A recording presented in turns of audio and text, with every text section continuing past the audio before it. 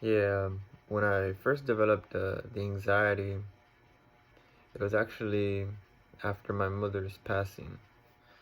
It just left a very huge traumatic toll on me. I had a girlfriend at the time, and a couple months after, uh, we ended up breaking up. So that was like more emotional.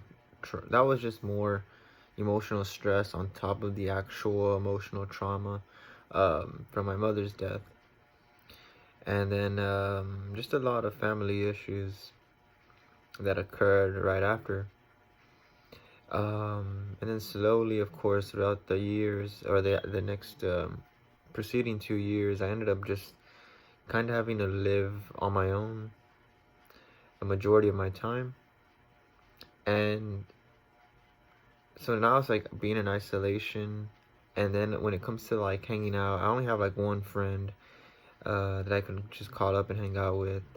I have a lot of acquaintances, but just the one good friend that I actually do have. Um, so it's only when when he's pretty much available, then that's when I'm available, outside of work, which thankfully I was able to return to work after a good 7 months. I was pretty handicapped in the sense of the light was too bright for my eyes. I couldn't walk into a grocery store. Uh, without panicking because all the sensation of all the people in the grocery store, it was just too much of an overload sensation for my brain. But yeah, it was after the traumatic event of my mother's passing where, uh, I just, I guess I couldn't, no, what's the word? I was just in denial of believing in death. And, it's something that when it occurs to a family member of yours, you don't really believe it. But it happens. Emotionally, just did not sink in. I just did not believe it, and all that trauma. I mean, I can literally feel it ever since, man. I could just like I'm carrying a bunch of bricks inside my head because before that, I mean, like no care in the world, just feeling real free and just going about my day, just going about my day. Now, after that traumatic event, things just got turn for the worse, but I mean, it's made me stronger. Um, but yeah, man, it's so crazy having general anxiety disorder, having trauma, and but slowly getting over it. What gave me a lot of hope was I used to read a lot of books about the brain, and one of the uh, natural mechanisms of the brain was neuroplasticity, which I had read about. How if you keep doing something repetitiously every day, like a practice, sooner or later the brain's gonna adapt and be able to master that which is that you are practicing. So I knew if I were to go out every day and just practice little by little, I would heal.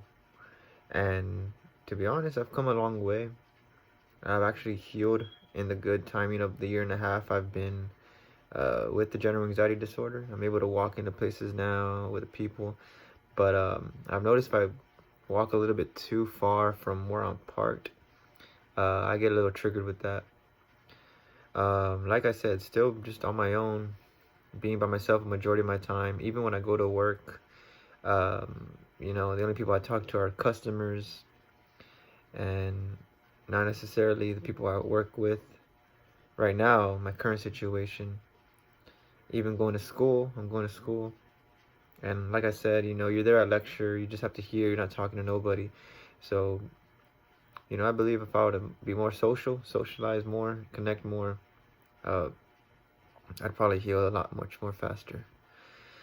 And besides that, some of my goals really, I mean, hopefully, God willing, become like a nurse, even a nurse practitioner, and just help out more, be more mainly focused on individuals with the same occurrences of their mental state, with general anxiety disorder, PTSD, trauma. Um, you know, that's actually one of my goals that I want to do. And you know, have a wife and kids, man.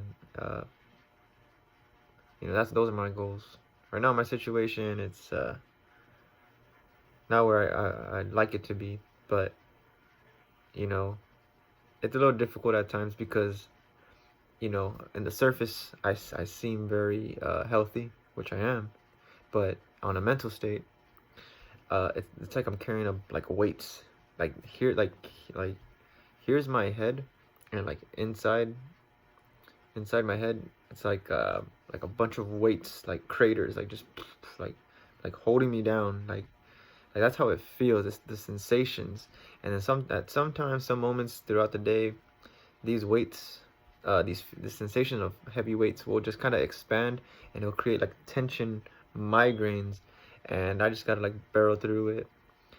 And that's only in my head.